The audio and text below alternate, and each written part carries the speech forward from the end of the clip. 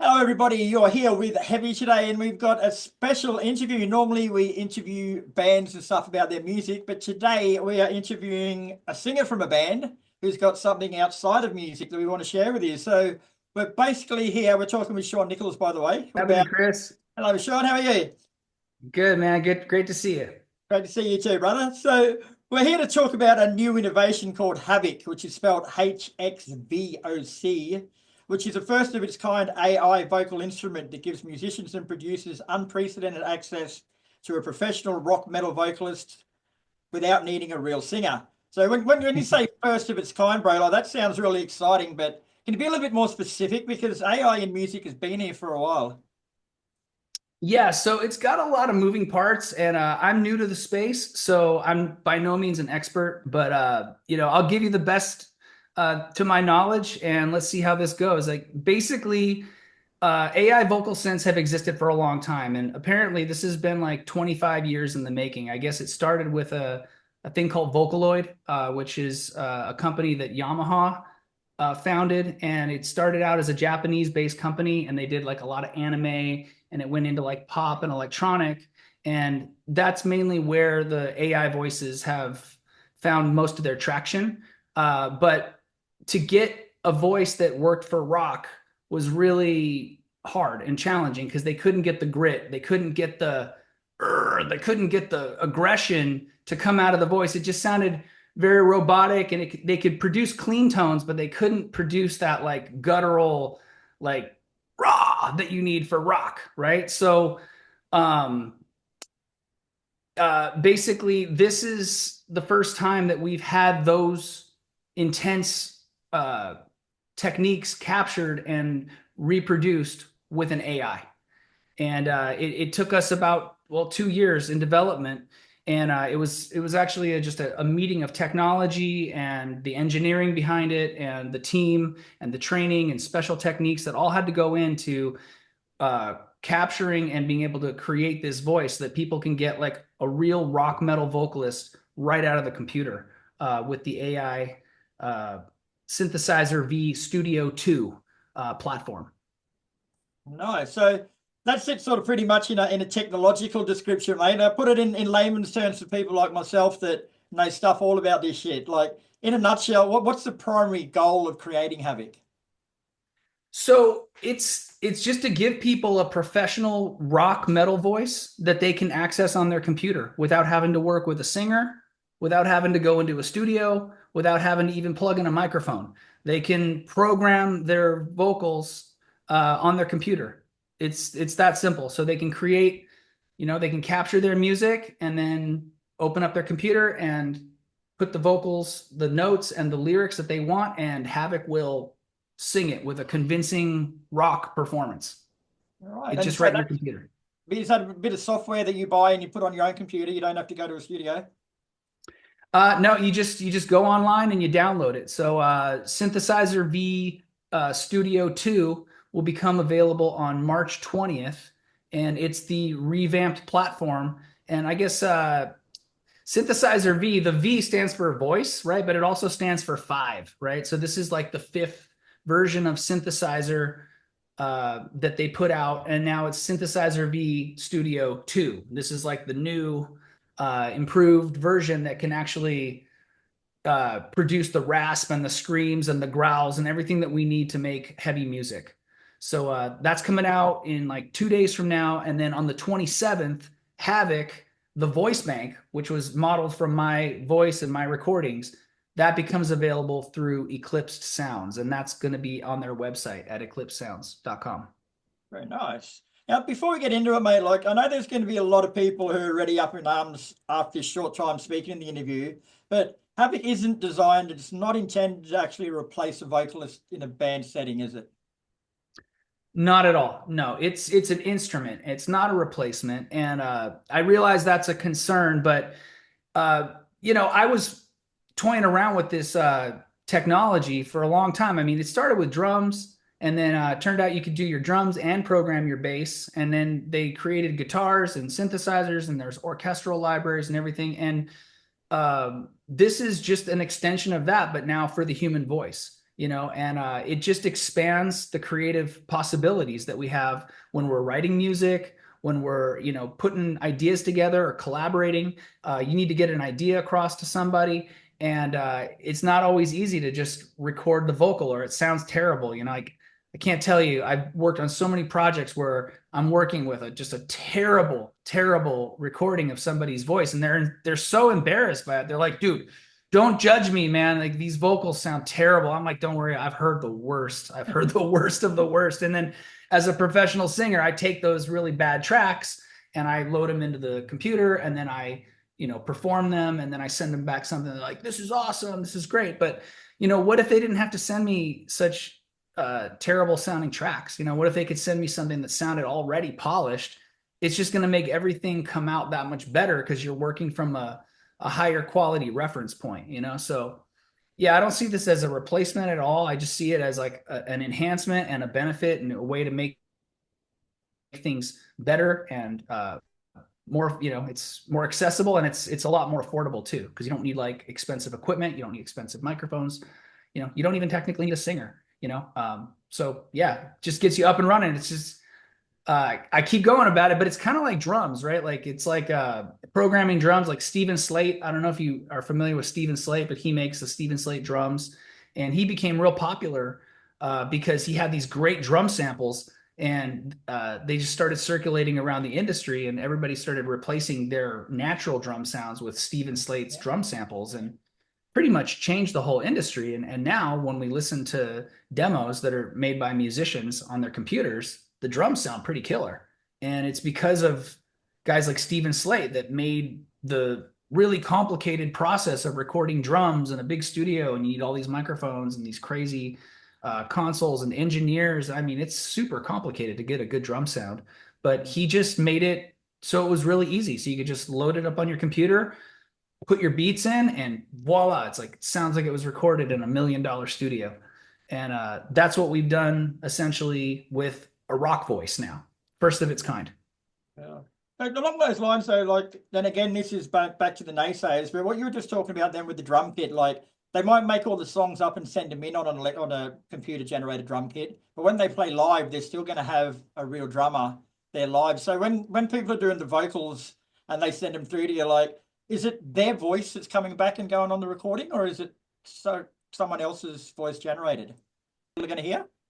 Yeah, I mean, look, this is just going to bring more music to the live stage, right? Because, I mean, the hardest part about music is making it, right? It doesn't make itself, and the thing to understand about Havoc is it doesn't think for you. It doesn't write for you. It doesn't create the notes for you. It doesn't do any of that. You still need a person with a vision to tell it what to do. So it's really just like an instrument. It's kind of like a guitar. A guitar isn't going to play itself. You got to still play it, right? But what it does do is it gives people access to the finished result that is otherwise a very complicated, expensive, and difficult process to go through. I mean, recording vocals it's an art and a craft, and it takes years to know how to do it right, and you got to mess up a lot before you figure it out. So yeah, this is just a tool that gets you from the ideas that are in your head, or the sound that you got, and it just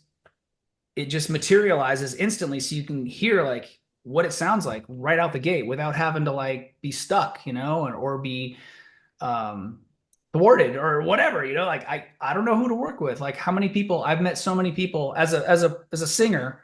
I mean, that's my whole life, is meeting people that have ideas for songs and they need a singer, and then we try to make it work out, and sometimes it works, sometimes it doesn't. There's attitudes, personality. So I mean, I joke about it, but this is kind of the best thing that ever happened for a lot of bands, because they don't have to deal with me anymore. They can just take my voice and just make what they want. They don't have to deal with the guy, the lead singer disease, the LSD is cut out of the equation. They can just get the voice and leave the rest and do what they want to do. So, I mean, I see it as a very empowering and freeing thing, in so many ways. Yeah. I think the other important thing to note here too, bro, people, well, they don't know yet because we haven't told them, but you used to sing with Adler's Appetite, you've sung with Quiet Riot, you've sung with Westfield Massacre, and heaps more. So you are a seasoned professional musician and vocalist, and you put yourself behind this product. So if it was going to cut out work for singers, you wouldn't be involved, would you? Definitely not. I mean, if it was going to cut out work for any singer, it'd be cutting out my work, because I mean, people don't technically need me anymore. You know, they can just download the software and they're good to go. They've got everything they need and more from me. I mean, the software is actually, in some ways, probably more powerful than me, because it can take the essence of the performance that I've given it, and it can then stretch it to other places that I haven't even thought of, you know, like on the showcase demos, Eclipse Sounds, they worked with producers, and they developed some incredible showcases for what the voice can do. And they've got me doing this crazy falsetto thing. And I heard it and I was like, wow, I've never heard my voice sound like that before, you know? And I'm starting to hear tones and deliveries of my own voice that I've never even dreamed of doing. So, and this is just the beginning. I mean, it's going to be insane to hear what people do with this thing, because it's really powerful. The key breakthrough with this, we've said it before, but the key breakthrough is that Havoc can accurately perform aggressive rock and metal vocal techniques, like you were saying before, with the screams and stuff like that. But they've never been done at this level in a vocal synth before. So why haven't they been done? Like, what's so hard about it? And then why will Havoc succeed, I guess, where others couldn't? Yeah, okay. So the real issue here is just getting the grit, okay? Because and it kind of goes to like studio production, but rock and metal, it's one of the hardest vocal styles to like record and make it sound good in the studio. And part of it is because of the rasp, okay? If you're just singing like a regular tone, like da da da da da, there's like a nice clear note. And the tuning software, even like auto tune or whatever, it can track that note very clearly, and then it can correct it, and it can put it in tune and make you sound good. But the minute you start giving it some rasp, like some yeah, it freaks it out. It doesn't know what part of the voice to follow, because the voice splits from this single note, and it splits into like all these different sounds happening all at once. And so it's being able to track all that grit and distortion and know which part of it to hold on to and how to guide the voice. So we needed a more sophisticated way to capture all of the grit and the distortion that happens when you distort the human voice. And that's where the new AI platform comes in, because it's actually capable of tracking all that extra information that was getting lost before. So that's why we have this now. It's a merging of technology and also, the skill. I mean, to be able to deliver those tracks, and I've been doing it for a long time, so I know how to, I've more or less mastered those techniques. So I was able to just deliver hundreds of tracks of every different nuance and range of, from deep guttural, to, the high, and everything in between, with belting, clear voice, slightly raspy, gritty, like all these different textures, and just get it all into the system. And then Eclipse, they then took my tracks and they cut them up and they organized them and they processed them, and then they fed them into the AI learning model, and they created a virtual singer that can now figure out what I would sing based on the notes and the words that the user puts into the program. So it's a really cool technology. It's actually pretty simple. It's kind of like triangulation, right? You give it the note and the word, and then it reverse engineers my performance. Right. It's pretty cool. It is. This might be a pretty stupid question, bro, but I don't know much about this stuff. So does that mean that there's going to be albums put out now with your voice on it, or is it still going to sound like them? Yeah, I mean, this is the thing. Yeah, my voice is available now. Anybody who wants to make a record with my voice, they can just download it. They download a Synthesizer V Studio 2, and then they download Havoc.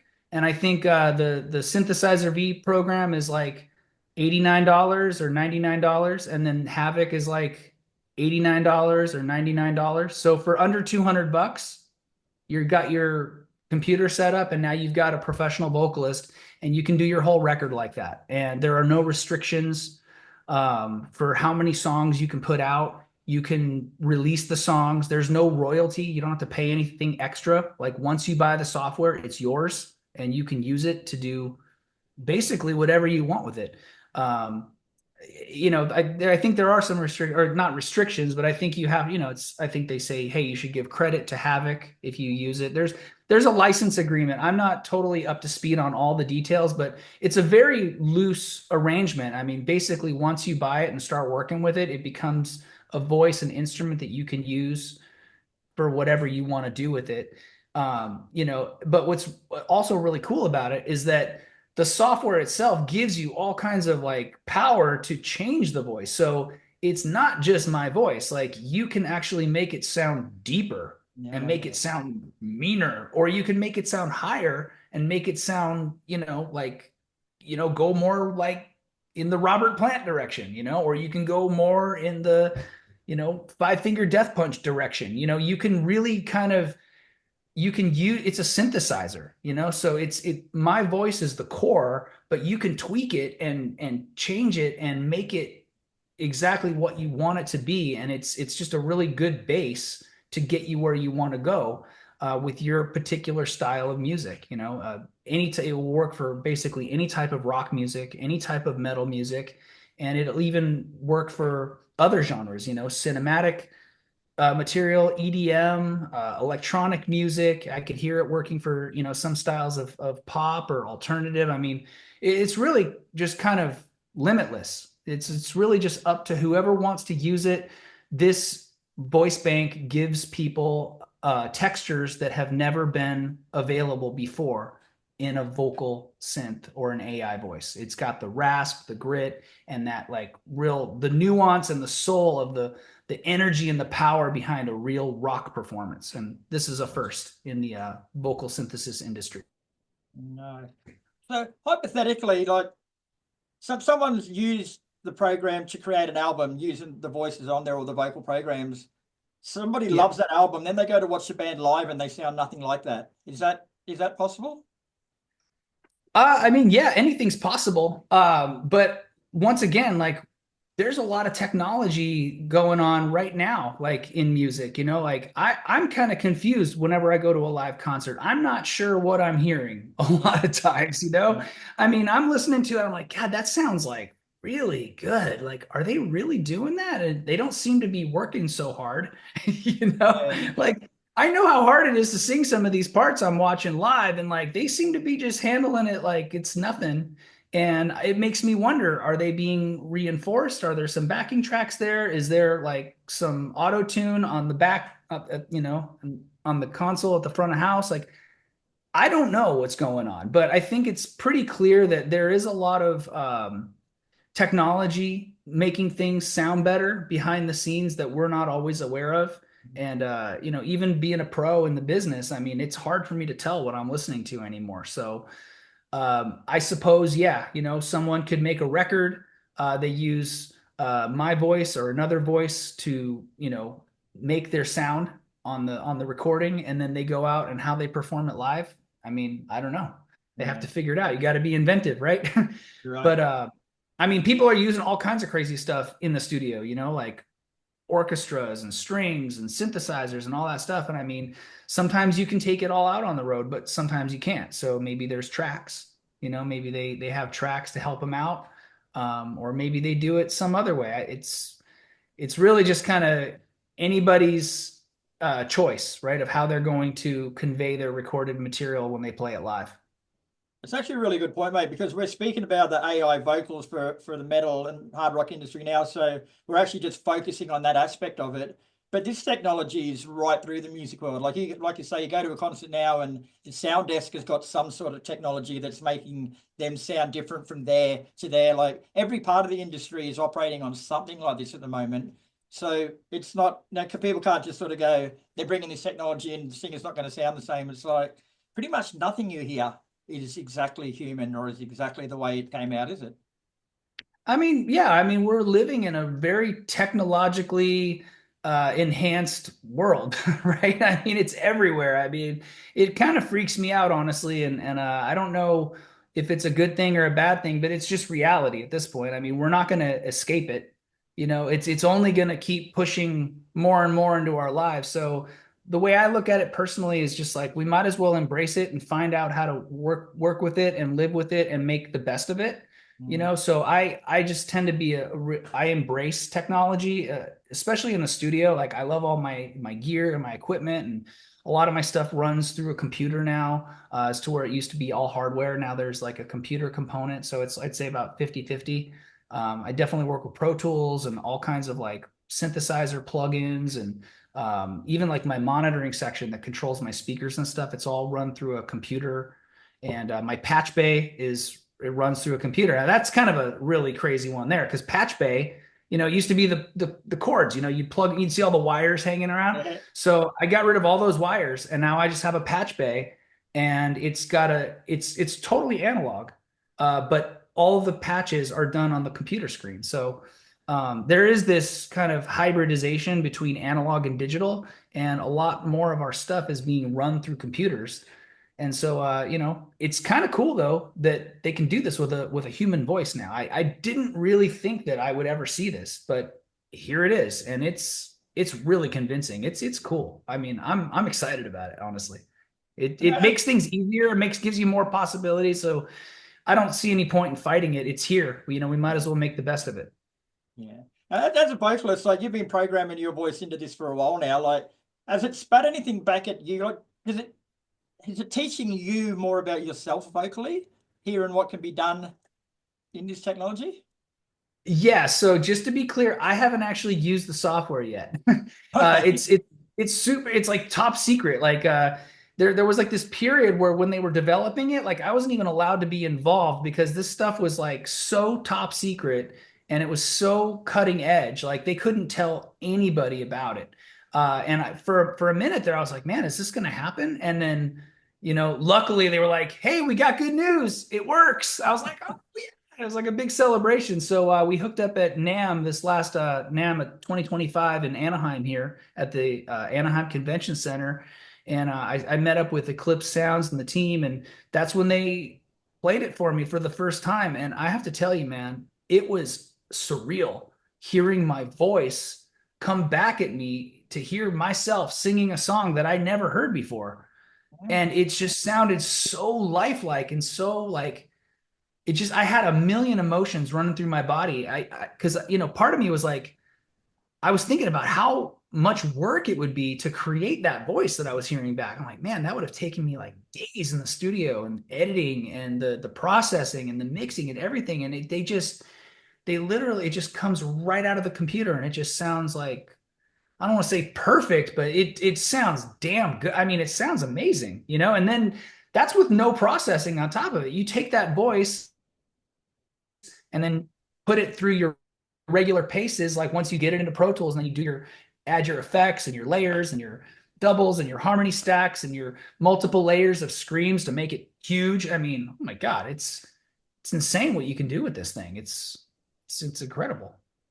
Right. Nice. Now, for people like me, again, that don't really know too much about this, mate, there's a couple of videos out there that people can watch, aren't there? I'll publish them with this article so people can get hold of them, but there are a couple of videos out there on YouTube.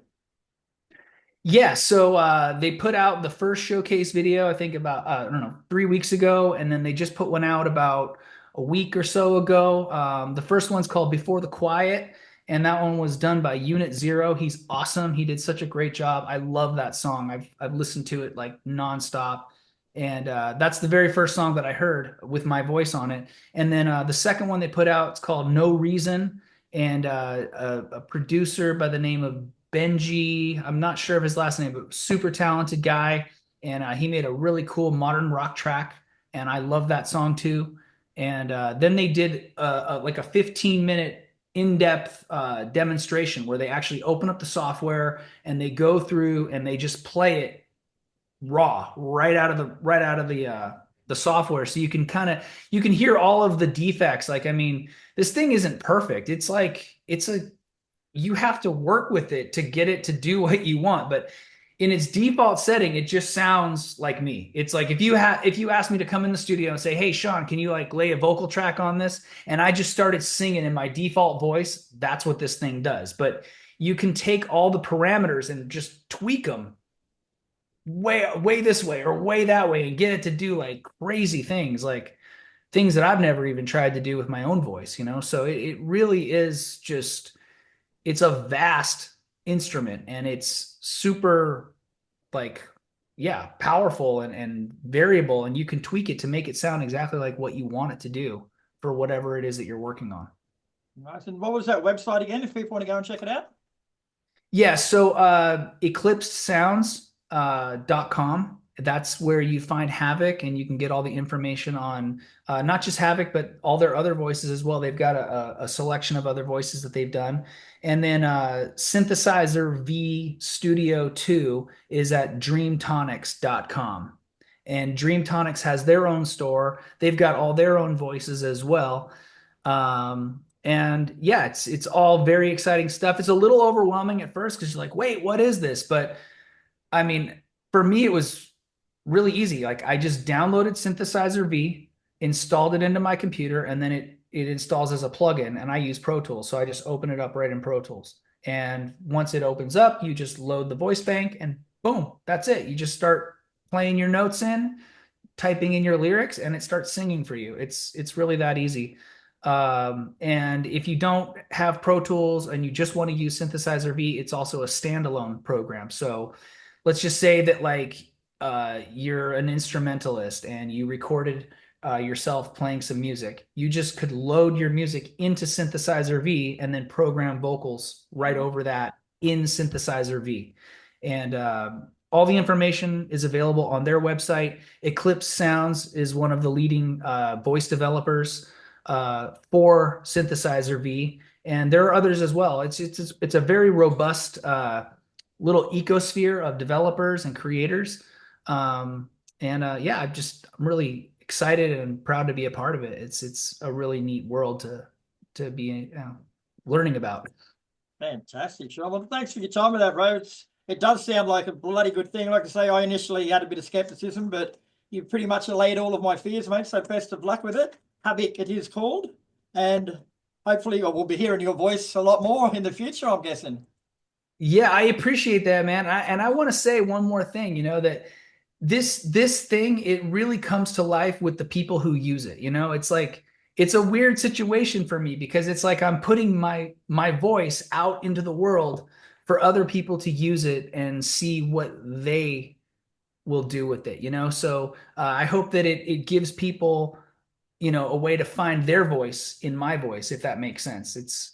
It's kind of like a whole nother layer of sharing, you know. It's like, and there's a whole community that gets built around it. And then all of the songs that are made with the voice, you know, there are people out there that seek it out and they want to hear, like, I want to hear like what, you know, what's happening with Havoc, you know. So if somebody goes out and downloads it and makes a song with it, there's an audience out there that they want to hear what you did with it. So that's another cool element to it. And I guess the last thing is that it also does 6 languages. So we're saving the zinger for the end of the interview here, but I mean, it's pretty crazy to hear my voice, and it has me singing in Spanish, and it's also capable of doing Japanese, Korean, Cantonese, and there's another one in there too, Mandarin. Yeah, so Japanese, Spanish, Cantonese, Mandarin, and Korean. So it's like cross-cultural, you know. It's going to break language barriers, and it's going to be really interesting to see what happens here, because it's like nothing we've ever seen before.